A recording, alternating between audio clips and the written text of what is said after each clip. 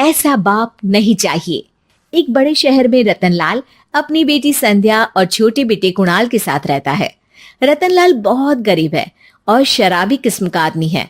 वो रिक्शा चलाकर अपना जीवन यापन कर रहा है।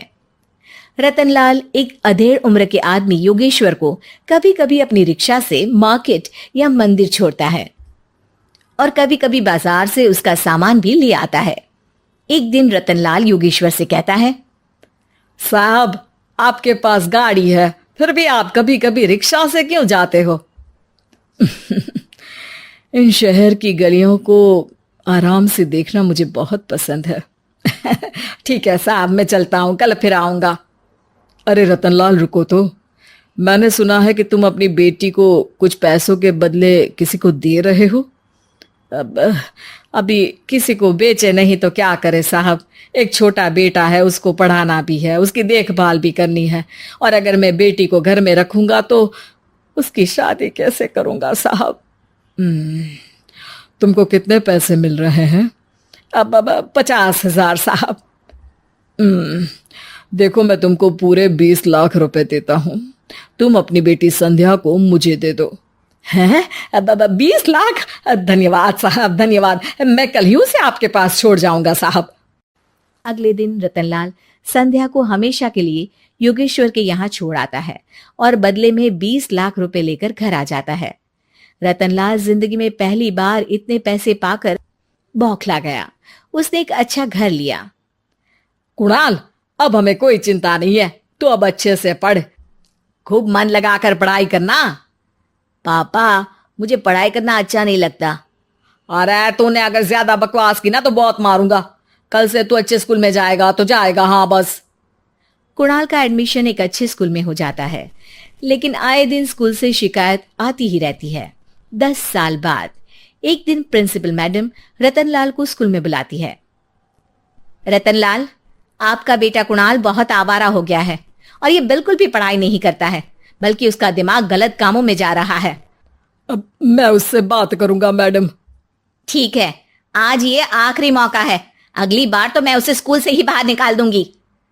रतनलाल घर आ जाता है और कुणाल से कहता है, कुणाल बेटा, मैं तुम्हारे ऊपर इतना पैसा लगा रहा हूं, फिर भी तुम स्कूल में सही से क्यों नहीं पढ़ते हो? आप तो रहने ही दीजिए, मैं सब जानता हूं कि ये पैसा कहां से आया है। और वैसे भी अब ये पैसा मेरा है, मेरा जो भी मन होगा मैं करूंगा। आज के बाद मैं कभी स्कूल नहीं जाने वाला। रतनलाल को अपनी बेटी की याद आती है और वो रोने लगता है। 5 साल बाद कुणाल एक दिन एक लड़की को शादी करके घर ले आता है। पिताजी, ये मेरी पत्नी है स्वीटी। तुमने शादी कर ली? हाँ, शादी कर ली मैंने, दिखाई नहीं दे रहा। और अब से आप फिर से कमाना शुरू कर दो, बहुत बैठ कर खा लिया। कुणाल, तुम इस बुड्ढे को घर में क्यों रख रहे हो? देखो ना, ये शराब पीता है, इसे घर से बाहर निकाल फेंको। अरे स्वीटी, ये मेरे पापा है, कैसे बाहर निकाल दूं? और वैसे भी घर में कोई तो चाहिए ना काम करने वाला, नौकर समझ कर रख लो।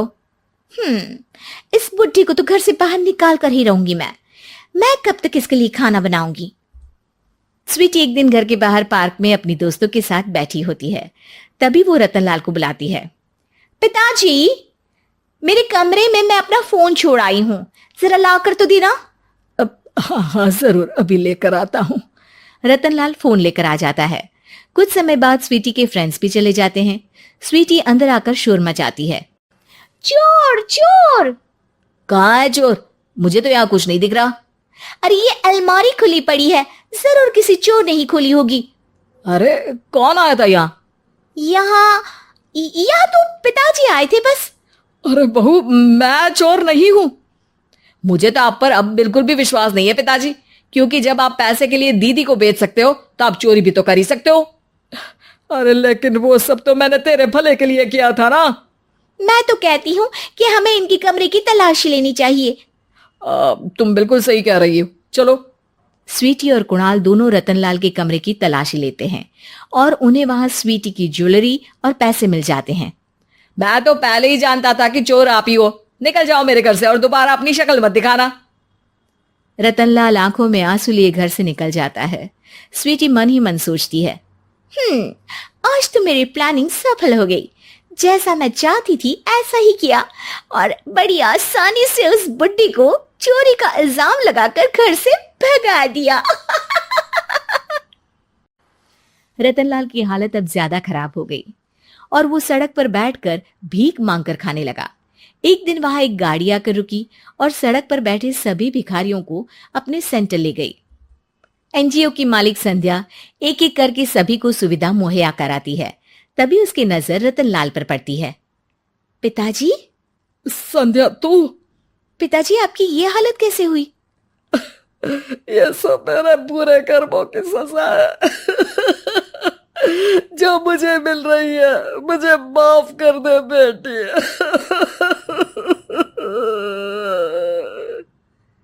पिताजी, मैं आप पर बिल्कुल भी गुस्सा नहीं हूं, क्योंकि आपने मुझे यहां भेजकर अच्छा ही किया। मेरी जिंदगी बदल गई। लेकिन ये सब हुआ कैसे बेटा? आप ये नए कपड़े पहनो, तब तक मैं योगेश्वर अंकल को बुला कर लाती हूँ। योग